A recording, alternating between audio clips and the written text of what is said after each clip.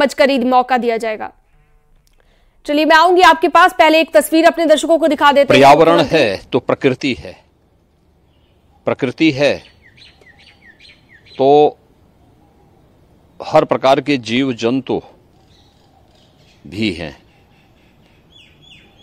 आज विश्व मानवता के सामने बहुत बड़ा संकट है, चैलेंज है ये ग्लोबल वार्मिंग का। और इस समय आप देख भी रहे होंगे कि टेम्परेचर इस सीजन में कैसे 50% को भी 50 डिग्री सेल्सियस को भी क्रॉस करते हुए आगे बढ़ रहा है।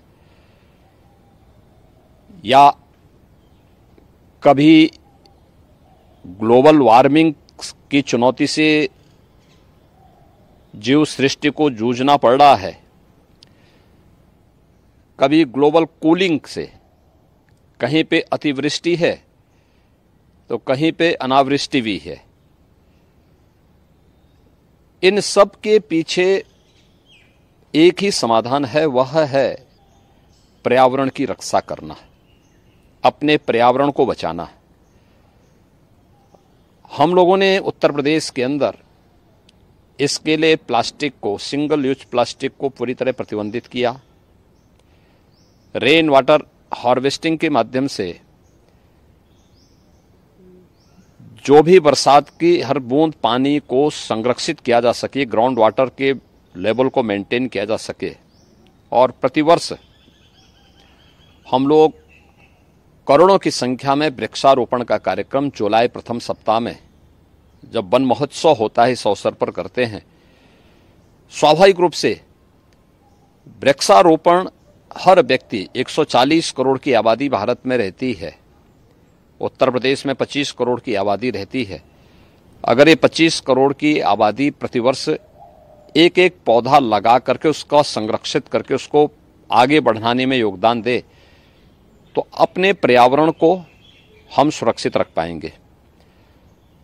दूसरा, सॉलिड एंड लिक्विड वेस्ट के प्रॉपर निस्तारण की व्यवस्था भी करना। सॉलिड वेस्ट का देसी मॉडल हमारे गांव में खाद का गड्ढा हुआ करता था। समय के अनुरूप उन पे बहुत सारों पर कब्जे हो गए।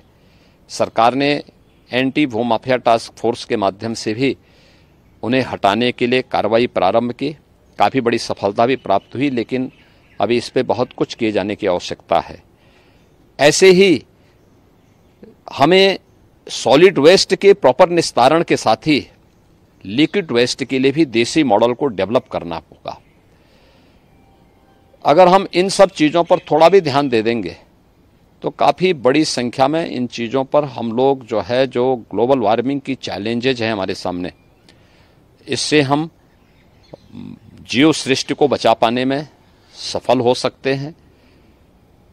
वृक्षारोपण की अवैध, यानी वनों की अवैध कटान या प्रकृति को किसी भी स्तर पर पहुंचाए जाने वाले नुकसान को हमें हर हाल में रोकना होगा, अन्यथा यह विश्व मानवता के लिए एक संकट खड़ा करेगा। आज विश्व पर्यावरण दिवस है। इस अवसर पर प्रदेशवासियों को मैं बधाई देता हूं और उन सबसे इस बारे में अपील करूंगा कि वे अधिकाधिक वृक्ष लगाएं, पर्यावरण की सुरक्षा और उसके संरक्षण में अपना योगदान दें। मुख्यमंत्री योगी आदित्यनाथ को आप सुन रहे थे। पौधारोपण करने के बाद पर्यावरण दिवस पर वो संदेश देते हुए नजर आए। और देखिए एक बार फिर से आपको वो हम दिखा रहे हैं जो लिखा गया है मायावती की ओर से प्रेस रिलीज जारी करते हुए, जो हार का ठीकरा उन्होंने मुसलमानों पर फोड़ा है, उसी खबर के बारे में एक बार फिर से बात करते हैं। हमारे साथ फजील अहमद जी, मुस्लिम स्कॉलर, जुड़े हुए हैं। फजील जी से हम लगातार बातचीत कर रहे थे और फखरुल हसन चांद भी हमारे साथ जुड़ गए हैं, समाजवादी पार्टी के प्रवक्ता। फखरुल जी, आपके पास आते हुए फजील जी कह रहे हैं कि सिर्फ टिकट देने से काम नहीं चलेगा, ये एक वजह है मायावती के इस हार की जो समाजवादी पार्टी के सामने उन्हें देखने को मिली है उत्तर प्रदेश में। एक वक्त था सत्ता में थी बसपा और आपके साथ भी एक वक्त में रह चुकी है। पिछले बार के चुनावों की हम बात करें तो आपको क्या वजह नजर आती है कि मायावती को मुस्लिमों का साथ नहीं मिला या फिर कहीं जनता का साथ नहीं मिला? क्या वजह इसके पीछे मानते हैं आप फखरुल जी?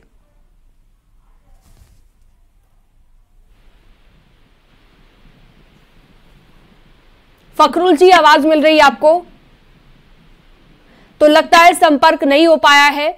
और फजील अहमद, अगर आपको आवाज मिल रही है मेरी फजील जी, तो जरा आप अपनी बात पूरी कीजिएगा। आप बता रहे थे कि क्या वजह है कि मुसलमानों से नाराज अब मायावती दिख रही हैं?